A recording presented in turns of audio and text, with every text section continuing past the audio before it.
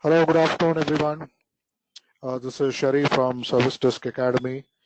Um, Thanks for making it to this half an hour webinar. We are doing something on DevOps, the People Cert DevOps Foundation certification. This is more like an introduction. Uh, I guess we're not bothering you on the Saturday afternoon. It's generally a time you get to relax, take yourself away from the work pressures, have a nice meal. So I guess this is post meal. So I'm supposed that you've all had good food. Um, Fine. Let's get started. Not waste much time on the other aspects. We'll focus ourselves on uh, to understand what is this DevOps, why DevOps, and what not of DevOps.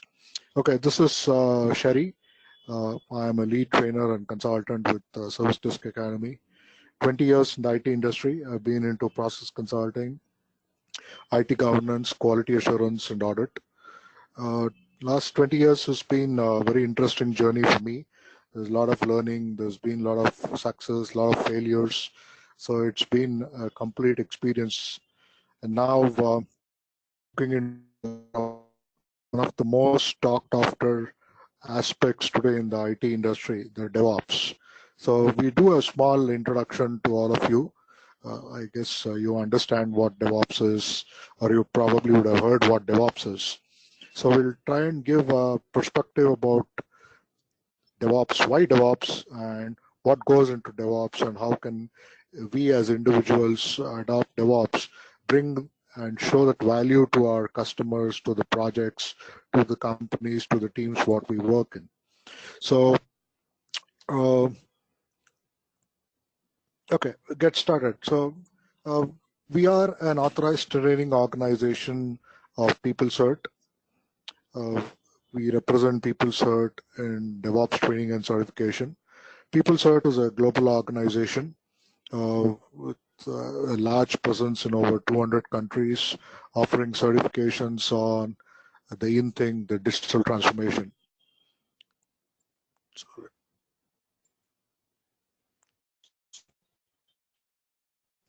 Yeah, as I said, PeopleCert is a global leader in certification.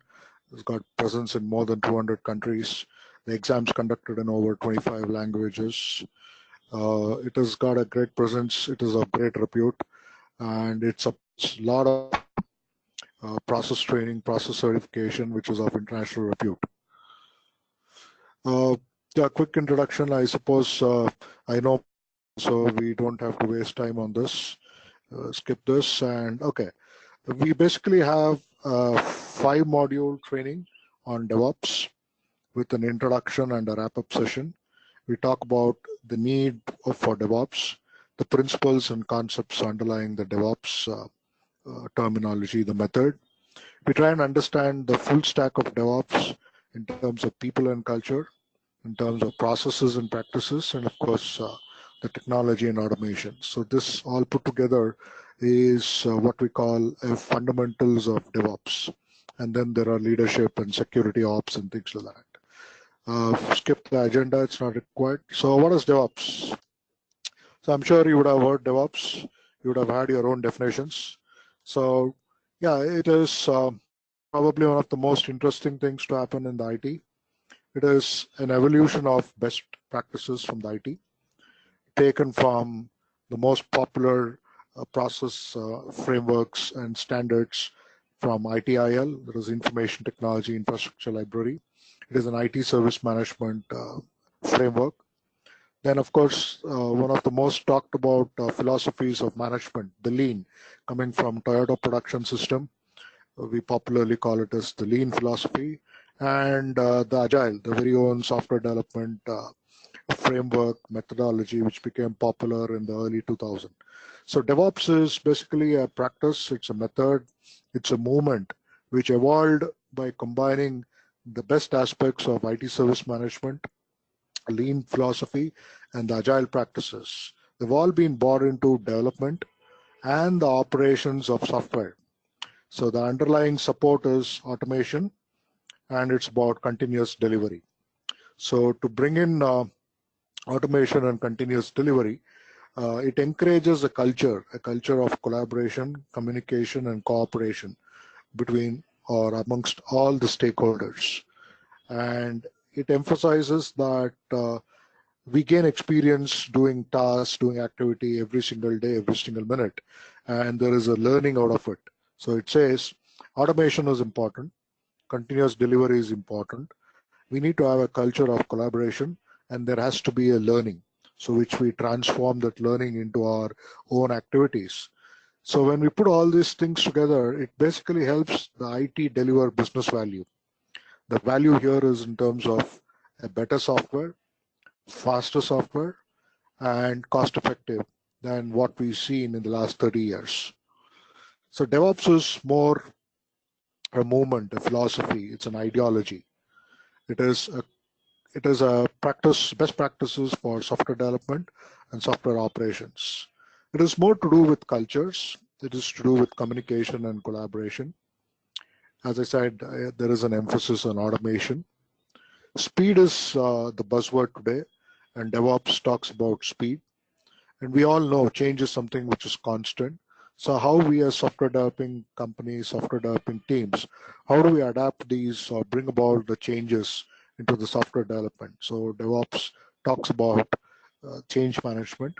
And ultimately, it's about developing and delivering a software which is reliable.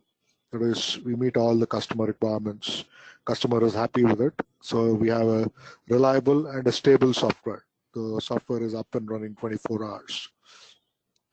It is also important to here to understand what DevOps is not. There's a lot of myth about DevOps. People say DevOps is a specific job title or it's a team. They say it's a DevOps team.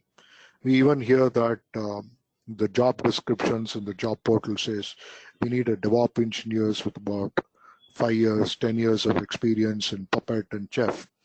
Well, I completely will not discount the fact that DevOps engineers are talked about. I mean, that's a term which is used, but it's not a specific job title or it's a team.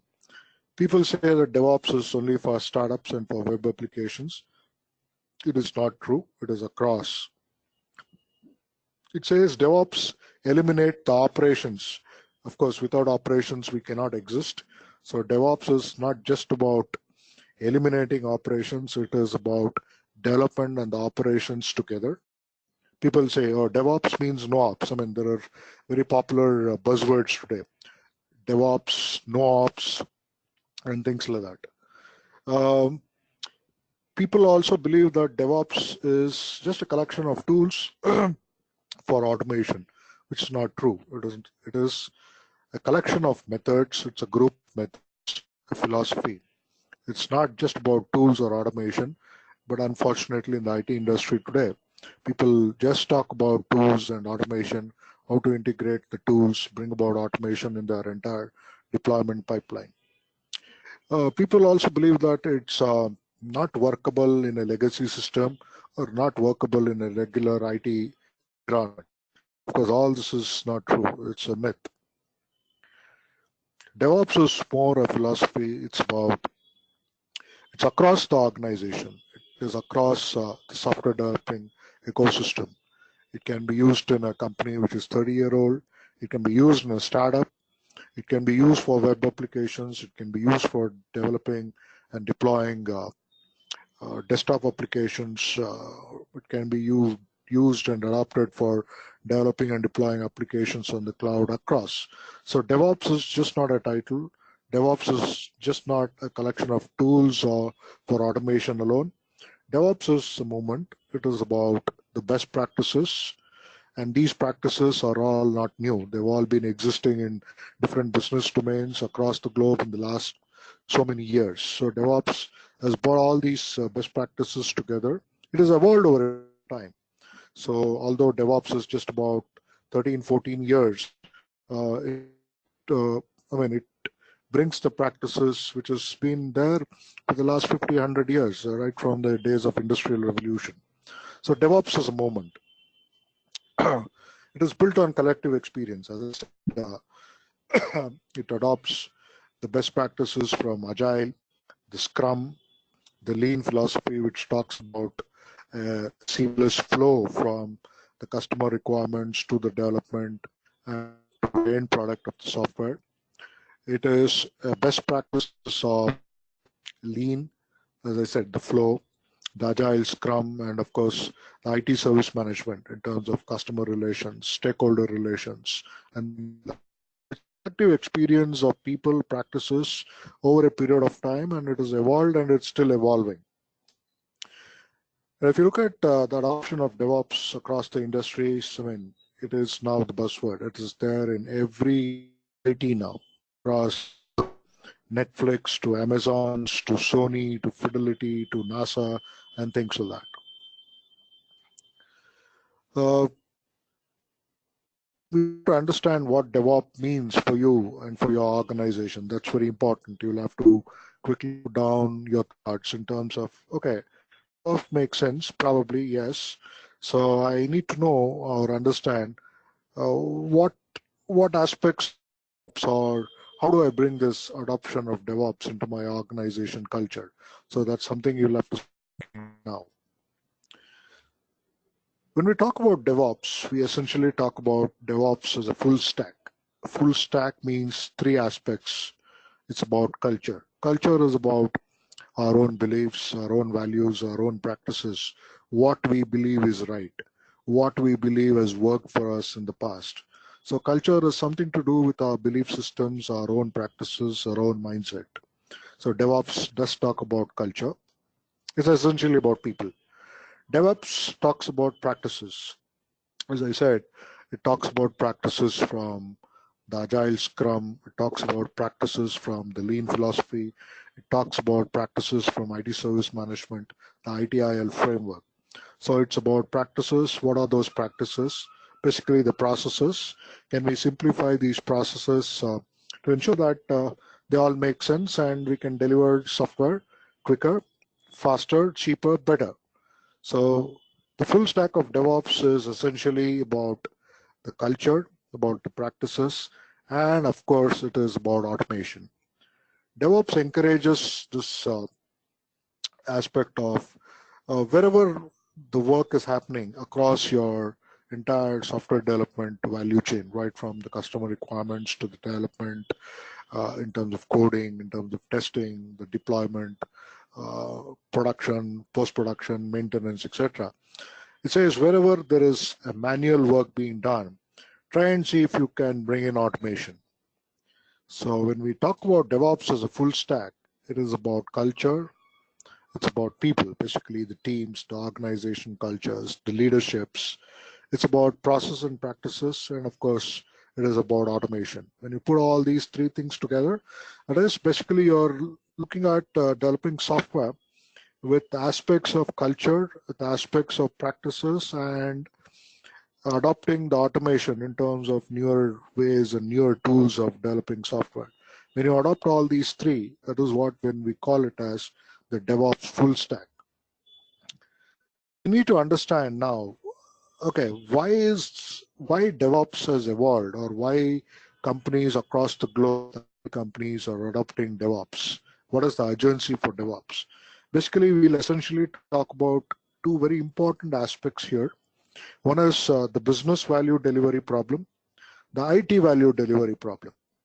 So we are talking about the business value, the IT value. What is the problem with delivering the business value? What are the problems and challenges in delivering the IT value? So the urgency for DevOps is thought in terms of the business value and the IT value. It's very important. This is very quite often heard within the IT. Internal IT costs too much and delivers too little. IT does not understand the business priorities, so there's a blame game. The software development team believes that, look, I have better and more effective tools and technologies at home than at work. IT has a solution looking for a problem. So what it essentially means is there are far too many challenges in software development. And as we all know that IT is business today. For example, if you go to Netflix and ask them, are you an entertainment company, or are you a company which provide music on the internet? They say, well, that's the domain, but we are a technology company. You go to Amazon and ask them, are you a retail online outlet? They say, well, yeah, that's our business, but we are a technology company. You go to an aviation airline company, you ask them, okay, do you help in travel and transport and hospitality? They say, well, that's our business, but we are a technology company. So it simply means that IT is pervasive across the business domain. IT has essentially become the business. First, let's try and understand what is this business value? What is the problems with respect to the business value? We need to understand what the business value essentially means. Business value is nothing but the level to which a service meets a customer expectation. As simple as that. Okay, there are three dimensions when we talk about value with respect to business. The value of business, or the dimensions of business value, is basically into three aspects, or there are three dimensions to the aspect of business value: the quality, the speed, and the cost. So these three put together are the dimensions of business value. When you deliver a service or when you deliver a software which is of great quality, it simply means that it meets all the requirements, the expectations of the customer. So you say, okay, it's a great software what we've developed, it's of great quality. We are able to deliver the software in less time. That's a dimension of business value. And if we can keep our tab on the cost, ensure that there is not software we develop and deliver to the customer, it means value. So essentially, business value is defined and measured in terms of the quality of our service, the speed at which we provide the service, and it should be cost efficient. So these are the aspects what typically our customers would look into when we talk about quality or cost or speed. Now let's understand what are the problems with these three dimensions with respect to business value. Before we understand that, let's look at the customer value hierarchy. A popular model called the Kano model, which came into existence in the 70s and the 1980s, essentially talks about the customer requirements. How do we analyze and prioritize customer requirements in terms of, okay, what customer wants and what he doesn't want. So the Kano model talked about three aspects again. It said must-have features, that is the basic attributes. What are the essential requirements in such a way that once it is met, the customer says, okay, I am happy. So these are mandatory requirements. Then there are, okay, I want to have these features. So there are basic attributes or must-have, that is mandatory. And then the customer says, oh, I would be great, I would be happy if you can give me something like what I want.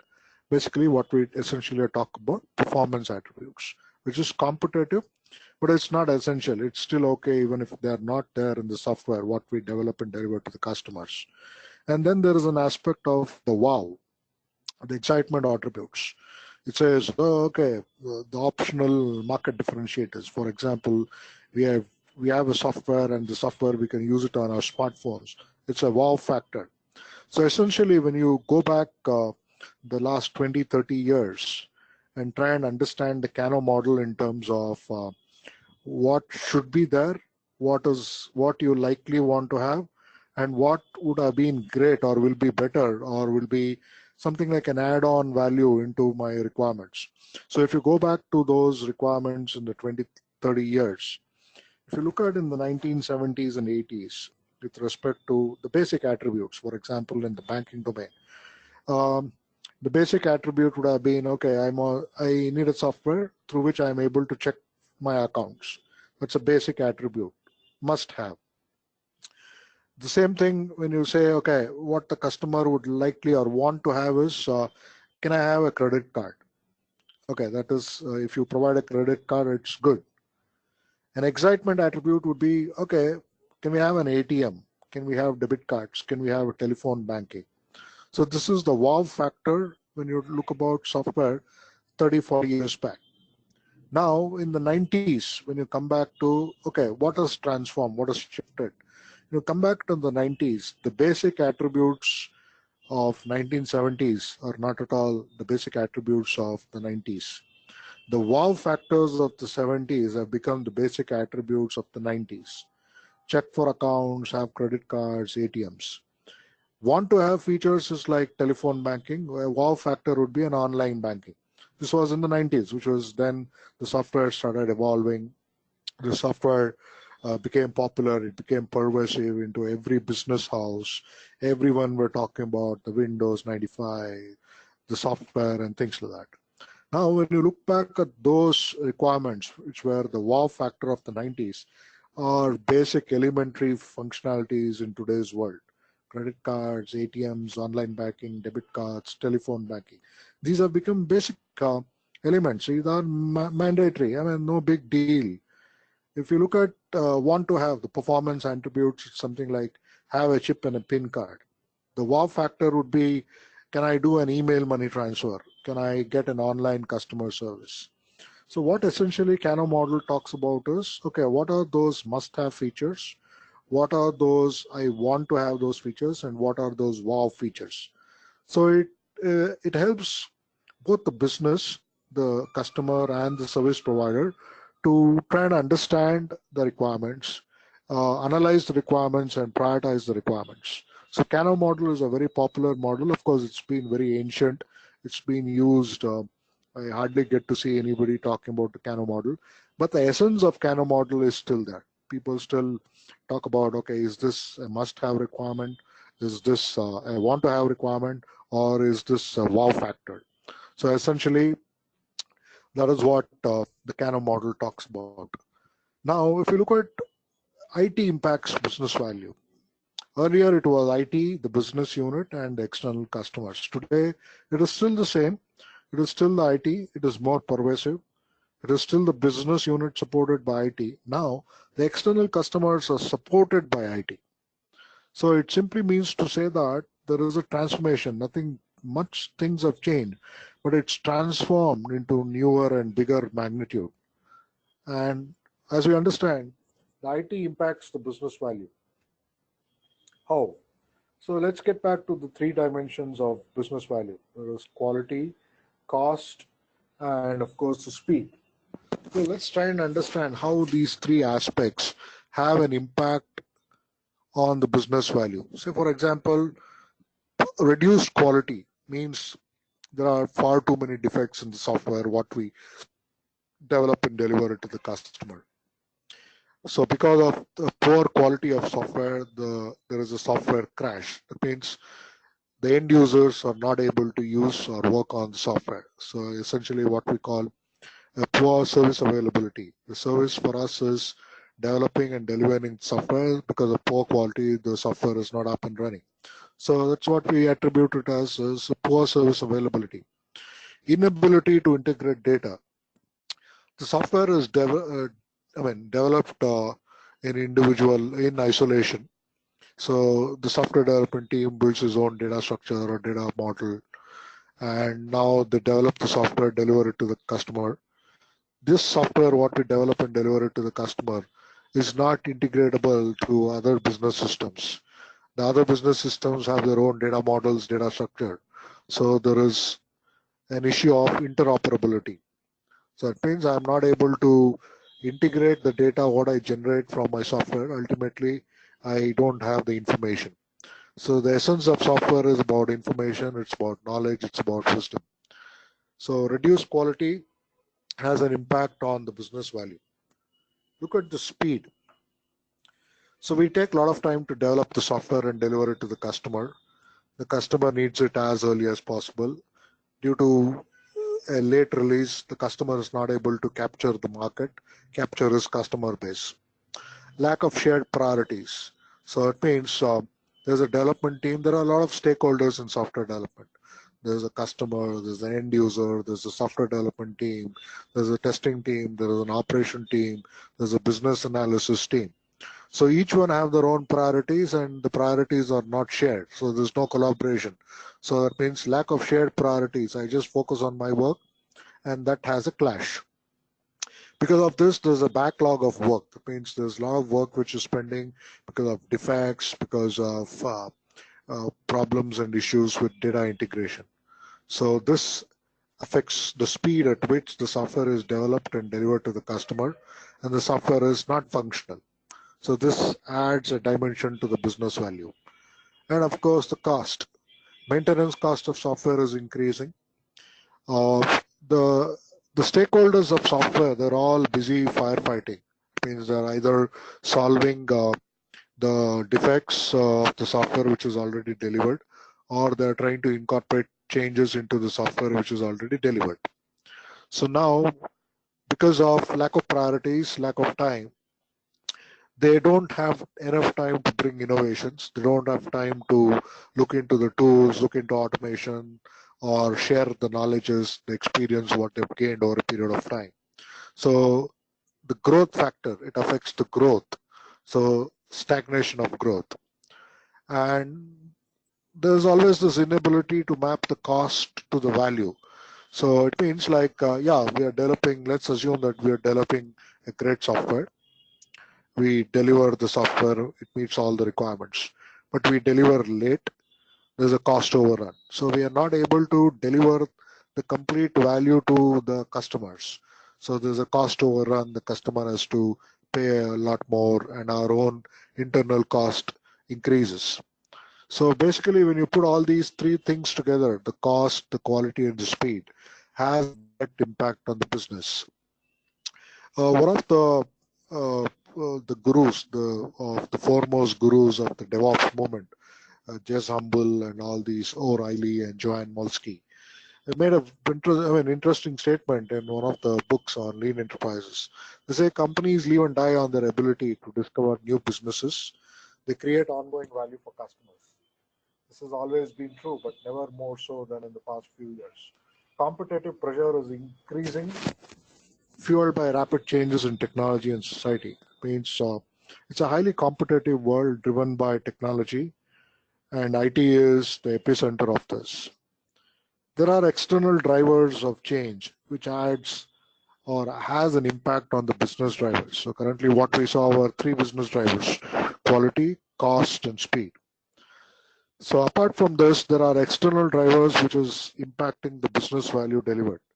The emergence of cloud technology, the global supply chain, the workforce automation, and the mother of all, digital disruption. So these four dimensions are adding to the existing three dimensions. So that means there is a lot of challenges what IT brings to the business. If you look at cloud, cloud is about much more than technological capabilities. It is the mechanism. It is a mechanism, of course, but as in any shift in business, the driver is economic. So it is about, again, the cost. So if you read this beautiful article in Google, The Big Switch, Rewiring the World from Edison to Google, it's an interesting, right, article, philosophy by Nicholas Carr. It talks about how the world of IT technology is evolved from the days of Edison to the days of Google. So he essentially talks about cloud computing, why cloud computing, etc. When we talk about global supply chain, for example, more people in more places can now compete, connect, and collaborate with equal power and equal tools than ever before. So it is hardly there are boundaries existing between countries and economies. The boundaries do exist only on the political maps, but today it's just one world. Hardly there's any boundaries. So the global supply chain, everything is globalized now. I mean, an article produced here, the goods produced in one part of the world is quickly and easily available to somebody else on the other side of the globe. It's all because of global supply chain. That's good, actually. There's a wonderful article written by Thomas Friedman called The World is Flat. He talks about how things have transformed from allocation to globalization.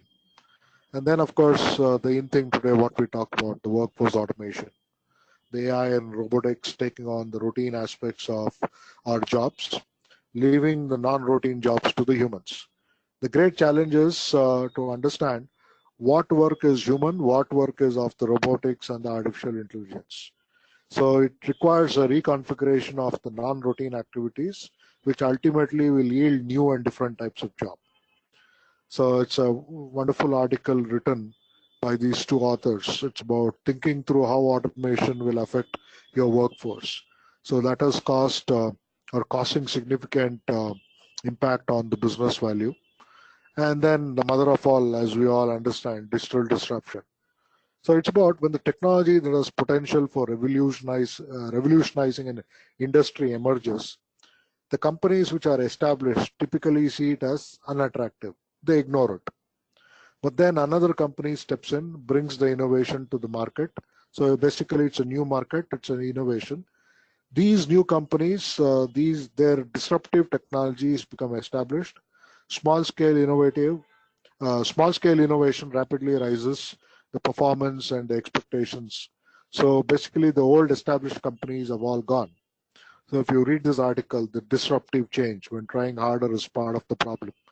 So if you look at this in the context of, say, for example, the retail industry. So retail, like last 200 years, we have seen a lot of nice things happening in the retail world. So if we look at how the disruptive competition in action, how disruptive competition has changed the game of the retail business in the last 150, 200 years, we understand. So in the 1950s, there was this company called Macy's. This is founded in New York City. They had goods which they sold it in like a mall, in a supermarket, which had prefabricated goods. As we moved on to the 19th century and the early industrial revolution, Sears, that's again a retail giant, was founded. They had this, you could order the goods what you want through catalogs. So that was a shift from the 1950s to the 1850s to the 1820s. And as we moved on after the post Second World War, we saw a disruption again coming in terms of Hello. these retail houses setting up. Hello? Yeah. Sorry to disturb, but we have to end this meeting now, and we have to start a real meeting on 2:30 p.m. Okay. Can you give me a feedback on how the recording was and sound and other things? Okay, then I will call you on WhatsApp. Okay, then. Sure. Thank you, Thank you. all of you. Thanks. Bye.